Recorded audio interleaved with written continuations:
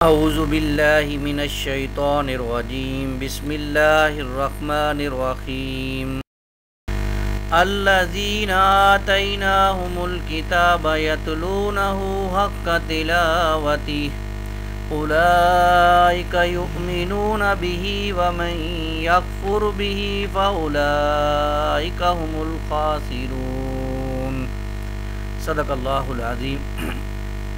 رب اشرح لی صدری ویسر لی امری واحلل عقدۃ من لسانی یفقہوا قولی واجعل لی وزیرا من اہلی آمین یا رب العالمین۔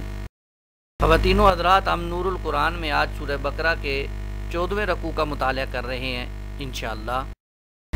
آیت نمبر 121 ابھی ہم اس کا مطالعہ کریں گے، جس کے اندر تلاوت کلام پاک کی اہمیت کا تذکرہ ہے۔ اللہ تعالیٰ فرماتے ہیں الذین آتیناہم الکتاب یتلونہ حق تلاوتہ، وہ لوگ جن کو ہم نے کتاب دی ہے وہ اس کی ایسے تلاوت کرتے ہیں جیسا کہ اس کی تلاوت کرنے کا حق ہے۔ اولئک یؤمنون بہ، یہی وہ لوگ ہیں جو اس کتاب پر ایمان رکھتے ہیں۔ ومن یکفر بہ، اور جو کوئی بھی اس کتاب کا انکار کرے گا فاولئک هم الخاسرون، تو یہ لوگ ہیں جو خسارہ میں جانے والے ہیں۔ اب یہ دیکھیے کتنی اہم بات ہے کہ تلاوت قرآن مجید کا ایک بہت بڑا حق ہے، اور فرمایا کہ وہ لوگ جن کو ہم نے کتاب دی ہے وہ اس کا حق ادا کر دیتے ہیں تلاوت کرنے کا۔ اصل ایمان والے تو وہی ہوتے ہیں۔ آج میں اور آپ ذرا غور کریں کہ ہم تلاوت قرآن مجید کو اپنی زندگی میں معمول بنائیں۔ کتنا عرصہ ہمارے گھروں میں قرآن مجید کھلتا ہی نہیں، اور کتنے ہمارے ہاں لوگوں کو، بچوں کو، ہماروں کو قرآن مجید پڑھنا ہی نہیں آتا، جبکہ دنیاوی تعلیم ہم شروع دن سے اپنے بچوں کو جو ہے وہ پڑھاتے ہیں، لیکن قرآن پڑھانے کی طرف کوئی توجہ نہیں۔ تو بھائی آج ہمارا قرآن کے ساتھ کیسا تعلق ہے؟ تلاوت ہے یا نہیں ہے؟ اس کو ہمیں سوچنا چاہیے، کیونکہ یہ ایمان کے لیے ضروری ہے۔ اور تلا یتلو عربی زبان میں کہتے ہیں کسی کے پیچھے پیچھے چلنا، پیروی کرنا، ٹو فالو کرنا کسی کو۔ اور جیسا کہ سورہ شمس میں اللہ تعالیٰ نے فرمایا والشمس وضحاہا والقمر اذا تلاہا، قسم ہے سورج کی اور چاند کی جو اس کے پیچھے آتا ہے۔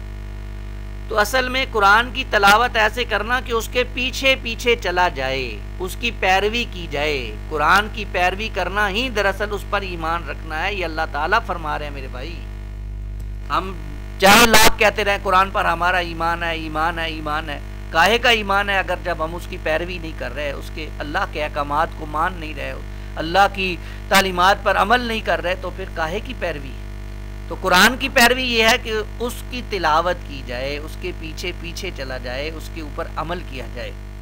اس لیے قرآن حکیم کی تلاوت کے بھی کچھ حق ہیں، وہ ہمارے سامنے رہنے چاہیے۔ سب سے پہلا حق تو یہ ہے قرآن مجید کی تلاوت کا کہ ہماری تجوید ٹھیک ہو، تجوید مخارج کا صحیح علم ہو، ان کی صحیح ادائیگی کو تجوید کہتے ہیں۔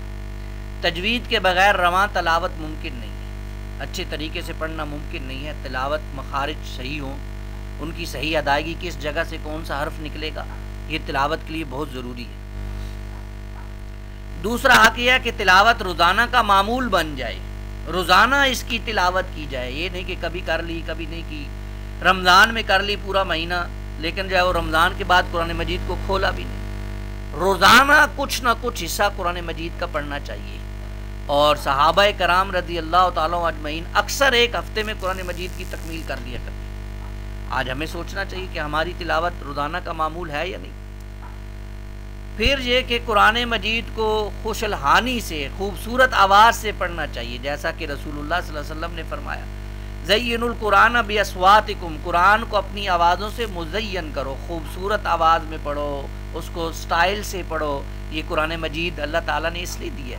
اور ہم دیکھتے ہیں کہ جو لوگ محنتیں کرتے ہیں، خصوصاً عرب کے قراء حضرات، کیسے بہترین ان کی آواز ہوتی ہے، دل سنتے ہی دل میں ایک تڑپ پیدا ہوتی ہے اور ایک رکت طاری ہوتی ہے۔ تو ایسے بہترین آواز میں قرآن مجید کو پڑھنے کی کوشش، یہ بھی قرآن مجید کا حق ہے، تلاوت کا حق ہے۔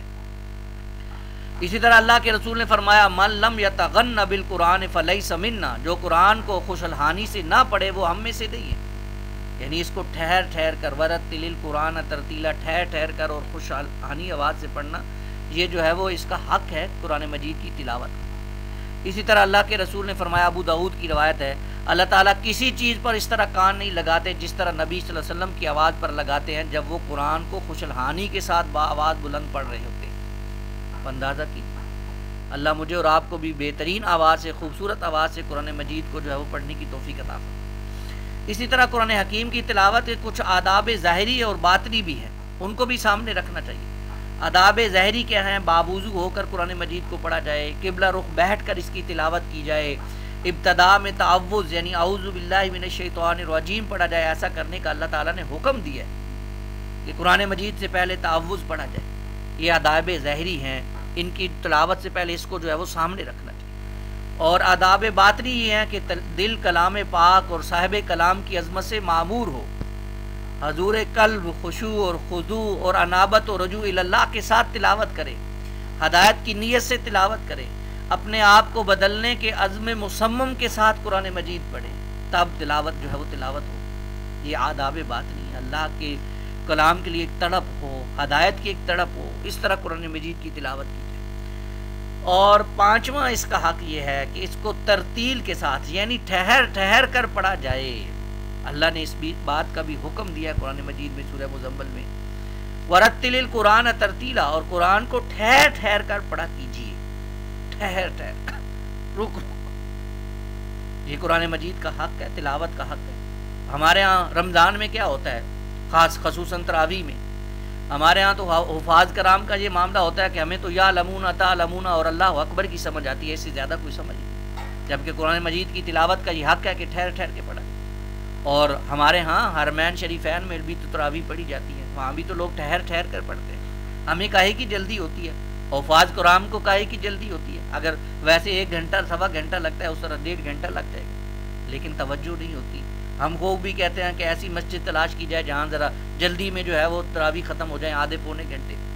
تو ٹھہر ٹھہر کر پڑھنا اور سننا یہ قرآن مجید کی تلاوت کا حق ہے میرے بھائی۔ تو یہ 5 حقوق ہیں قرآن مجید کے کہ تجوید کے ساتھ پڑھا جائے، روزانہ کا معمول بنایا جائے، خوش الحانی بہترین آواز سے پڑھا جائے، اس کے ظاہری اور باطنی آداب کو مد نظر رکھ کے پڑھا جائے، اور ترتیل کے ساتھ پڑھا جائے۔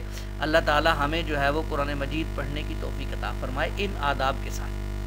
آخری بات اس میں یہ نوٹ کیجئے کہ قرآن مجید پڑھتے وقت رونا بھی چاہیے، رکت بھی طاری کرنی چاہیے اپنے اوپر۔ قرآن مجید کے حوالے سے اللہ کے رسول نے فرمایا اتل القرآن وبکو، قرآن کی تلاوت کرو اور رو، یعنی رکت طاری کرو اپنے اندر۔ جب جہنم کی باتیں آئیں تو انسان کی آنکھوں سے آنسو بہے۔ قرآن مجید ایسی کتاب ہے جو انسانوں کی زندگیوں کو بدل دیتی ہے، اور تب بدلے گی نا جب ہمیں سمجھ آ رہی ہو۔ تو ظاہری بات ہے رونا بھی تب آئے گا جب پتہ چلے گا کہ اللہ اس آیت میں کیا فرمائے۔ تو یہ بھی پھر ضروری ہو گیا کہ قرآن مجید کو سمجھا جائے۔ آج ہمارے پاس تو فرصت ہی نہیں ہے، ہر کام کے لیے فرصت ہے، بیوی بچوں کو شاپنگ کرا رہے ہیں، دکان پہ جا رہے ہیں، آفس میں جا رہے ہیں، لیکن فرصت نہیں ہے تو قرآن سمجھنے کے لیے فرصت نہیں۔ کیسی زندگی ہے ہماری؟ ہمیں قرآن مجید پڑھنا نہیں آتا، پڑھنے کے بعد سمجھنا نہیں آتا، سمجھ جائیں تو پھر رونا نہیں آتا، کہاں کھڑے ہیں؟ تو اللہ تعالیٰ مجھے اور آپ کو قرآن سمجھ کر پڑھنے کی توفیق عطا فرمائے، تاکہ ہمارے اندر بھی قرآن کے لیے رکت پیدا ہو جائے۔ اور آخری حق اس کا یہ ہے، اضافی طور پر سمجھ لیجئے یا اس کو اس کے اندر ہی شامل کر لیجئے، کہ قرآن مجید کی تلاوت کے ساتھ ساتھ کچھ حصہ قرآن مجید کا حفظ کیا جائے۔